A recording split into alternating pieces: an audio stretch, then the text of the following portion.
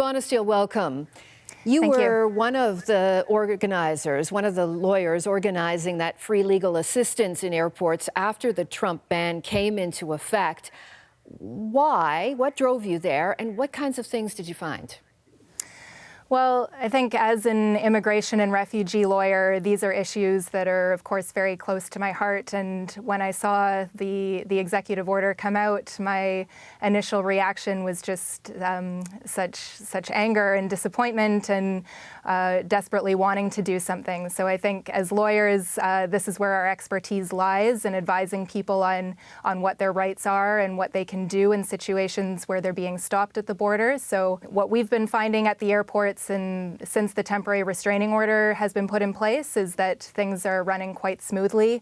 But that said, we are mobilized. There's hundreds of us now who are at the ready to get back there in person if the need should arise. What's happening now with some of the people who were affected by the ban now that the ban has been suspended?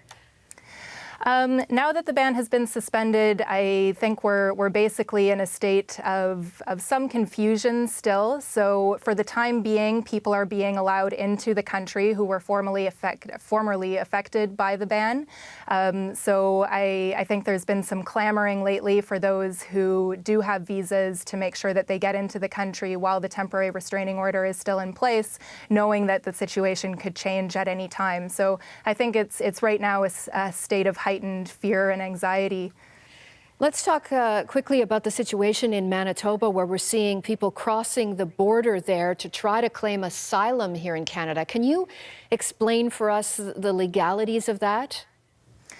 Sure. Well, I think the increase in entries that we're seeing is in large part due to the fact that people are now afraid of making their refugee claims in the U.S. They're worried that they won't be able to do so, or even if they are still legally able to make a refugee claim, that they may not be accepted given all of the rhetoric that they're seeing around them. So because Canada and the U.S. have a safe third country agreement in place, what that means is that someone who's already on American soil can't just come up legally to the land border and say, I want to make a claim in Canada. Unless one of a very limited number of exemptions applies, they'll be turned around because of the premise that the U.S. is also a safe country and they could make their refugee claim there. So I think that's why we're seeing an influx in the irregular entries out in Manitoba and other places.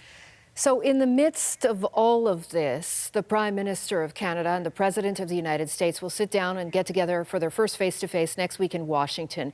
What do you hope that Justin Trudeau will say to the American president to address the confusion going on that affects our border?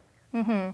Well, I can appreciate that there's a lot of politics involved here, and the Prime Minister is maybe needs to be a little bit guarded in what he said. And I can also appreciate that there is likely little that he is going to say to President Trump to change President Trump's mind on these issues.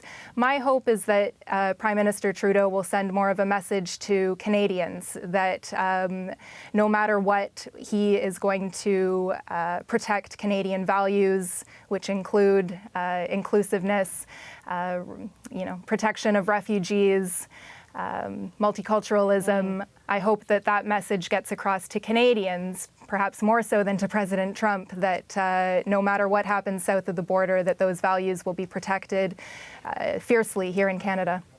Well, busy days for you ahead. Thank you very much. Thank you. Jackie Bonisteel is an immigration lawyer in Ottawa.